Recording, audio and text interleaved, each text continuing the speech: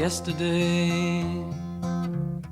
All my troubles seem so far away. Hi everyone, it's James here. Welcome to another video. So today is a video that I've been planning to make for a long time. This is what I always say. So this has been mulling around in my brain literally for years. So I thought I'd finally do it and get it out of the system. So this is called Even If They'd Only Written One Song.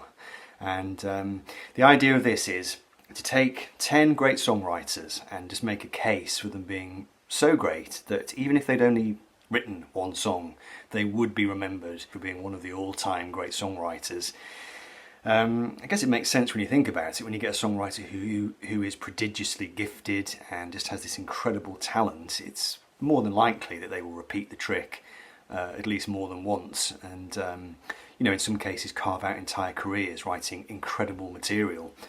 And by the same token, there are some artists who just do one great song and then vanish forever, and it's the same for, you know, writers and painters. You'll get, you know, writers who write one great book and never write another one, etc. But then you'll get these writers who just seem to churn out masterpieces over and over again, you know, the Jane Austens, the Charles Dickenses and all that. So I've got 10 here, and I thought it would be fun to show them, and just for each songwriter I'm going to nominate one song by them. Play along. I will hold the record up. You can pause the video if you want to try and guess which song I'm going to nominate. Some of them are going to be obvious, some of them are going to be a bit less so, but let's see how we go. Now the first one that sprung to mind for this when I thought of the video all those years ago is this. This is Kate Bush, and this is her first album. Now this is an example of where an artist kind of does an incredible song right at the outset of their career, and you think to yourself, my God, even if that was it, even if she'd retired and never sung another note, written another song, she would still be absolutely revered. So this is a fairly obvious choice, but I'm going to go with Wuthering Heights, which was her first single. And I can still remember being a kid. It was the first year I got into music back in 1978, and when that song came out, everybody was talking about it. I mean, nobody had ever seen anything like it. The video on Top of the Pops and her performing it, it was just really amazing. And to this day, it's one of the few songs that can actually bring me to tears just by how great it is. Not just the actual songwriting and her performance, but the band performance, the production, the arrangement, everything about it is extraordinary. It's so sort of captivating, and just one of those songs, it's like once in a millennium a song will come along, a pop song will come along as good as that. And if she'd then just vanished into the wilderness, she would be remembered as Kate Bush, this extraordinary girl who came along and just did this amazing song, the likes of which had never been heard before. As it is, of course, she went on to a long career making extraordinary music. I couldn't leave this chap out. Obviously, decades of doing some great music and some not so great music, but, you know, clearly a vast back catalogue of incredible songs. So again, I've gone quite early for this, gone quite to an early phase of his career, from his pre-fame days really. And you can probably guess which song I'm going to go with for this one. It could have come down to two actually, and even now I'm kind of umming and ahhing about which song I'm going to go for. I think I'm going to go for Life on Mars.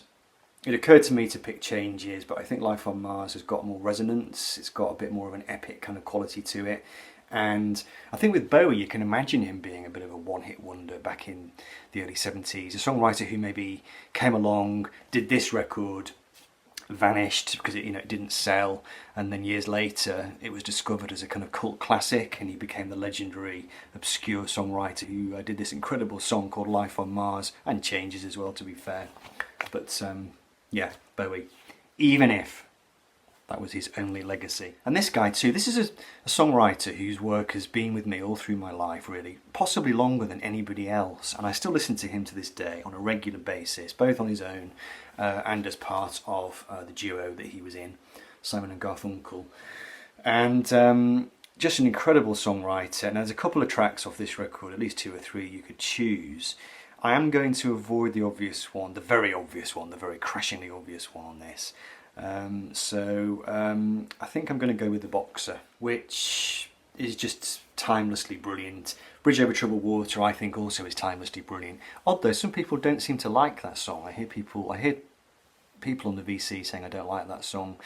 And I seem to remember back in the day I used to know people who didn't like it as well. There's something about the song, I think, which turns people off. Maybe there's a slight bit of sentimentality in it. I'm not sure. The Boxer, though, I think is one of those songs which definitely would have lived on in legend, even if Paul Simon, Paul Simon had written it a bit sooner and then had vanished into the wilderness and had never done anything else. I think that would be known as a classic, and it would be sung by buskers the world over. Wonderful. Okay, so this one, I wanted to include this chap who did write a lot of songs, actually. He also performed a lot of songs by other people. He was a great interpreter. But he did write a lot of stuff. And this is Otis Redding. Now, this is my copy. I've got 3 copies of this. This is the oldest copy I've got of Otis Blue. I found this in a pet rescue place. I bought it for 50p. It's not in the best condition. In fact, it smells a bit damp. But it is an original. And just what an incredible album. I mean, so many great tracks on it. There's covers on here by, Sam Cooke and B.B. King and Jagger and Richards. And there's a few songs that Otis wrote. I did slightly struggle with this. I wanted to... originally I was going to include Dock of the Bay, but in the end I went for this record and I thought I would go with Respect, which just is a towering classic of soul. And it's kind of, it's in the canon, isn't it? It's one of the kind of set texts, really. If there was a college of soul and students enrolled on it, they'd have to learn all about Respect probably in the first week, or at least in the first semester. So yeah, if Otis had only ever written Respect and then gone down in that tragic plane crash, I'm sure he would still be revered, one of the great writers and performers in soul music. And same for this chap, actually. I wanted to include him again because just so many great songs. This is Smokey Robinson, and of course Otis sang a couple of Smokey songs. The one I'm going to mention is actually not on this record. The song I wanted to mention by him, I think, is on this album. So the Smokey Robinson song, which is on this record, is My Girl, and a co-write between Smokey and Ronald White. 2 minutes 52, just one of those songs where time seems to stand still, really, as it's being sung. There's such emotional depth to it, such emotional resonance to it, and it's just one of those heavenly tunes which just seems to have fallen from the sky, Really amazing. And he went on to write so many songs and just become one of the great legends of soul music. But I think if My Girl had been his only contribution, then he would still be the great Smokey Robinson. Okay, so back out into the realms of classic rock or glam rock now, and this is a very predictable one. I tried to go a bit more unpredictable with this, but I couldn't in the end. So I'm going to go with Lou Reed, somebody who did a lot of great songs with the Velvets, then went on to a very long, occasionally patchy solo career, but a lot of great songs in his catalogue. But I'm going to go... see, it's tricky with this one. There's 2 songs on this record that you could easily pick. I'm actually going to pick Walk on the Wild Side rather than Perfect Day. I do think Perfect Day is a perfect song, really. I just don't think you can attack it really on any level. Aesthetically, lyrically, musically, conceptually, it is a perfect song. It is fantastic. I'll go with Walk on the Wild Side because I think maybe it's got a slightly more kind of edgy kind of feel to it. I've always loved the double bass, overdubbed double bass playing of Herbie Flowers on that record, on that song, and just a great literary rock song. It had influences from the kind of underground world of literature that Lou was immersed in, and it's just an absolutely fantastic song, one that would have set him up for life. Perhaps not financially, but it would have certainly earned him a place in the annals of rock history had he never repeated the trick. And couldn't leave this songwriter out. Having done people like Otis and Smokey, I had to include Carole King. Now there are so many records, so many songs written by Goffin and King that you could mention. Even on this record you've got a fair few. You've got Will You Love Me Tomorrow and You Make Me Feel Like a Natural Woman. I mean, just incredible. But I'll go with one which is not a Goffin and King song, and it's a song that was written just by Carole King, and it's the first track on the album actually. I Feel the Earth Move, which is fantastic. It maybe doesn't have the emotional resonance of You Make Me Feel Like a Natural Woman, but it's just a great kind of funky pop soul kind of track. Really great lyric, just great music, and Carole King, just one of those absolute towering legends. But I think if she'd only done that one, you know, she would have been great. This is an artist I've been revisiting in the last few days, having done the video with John Downing last week about sweeping statements, and John showed a few records by this guy, so I went and dug them out again on CD actually. Stevie Wonder, and this is Inner Visions, and I mean, this, I could have picked several songs from this record, you know, Golden Lady, He's Mr. Know-It-All, Visions even, you know, I mean, just a vast collection of material I could have picked.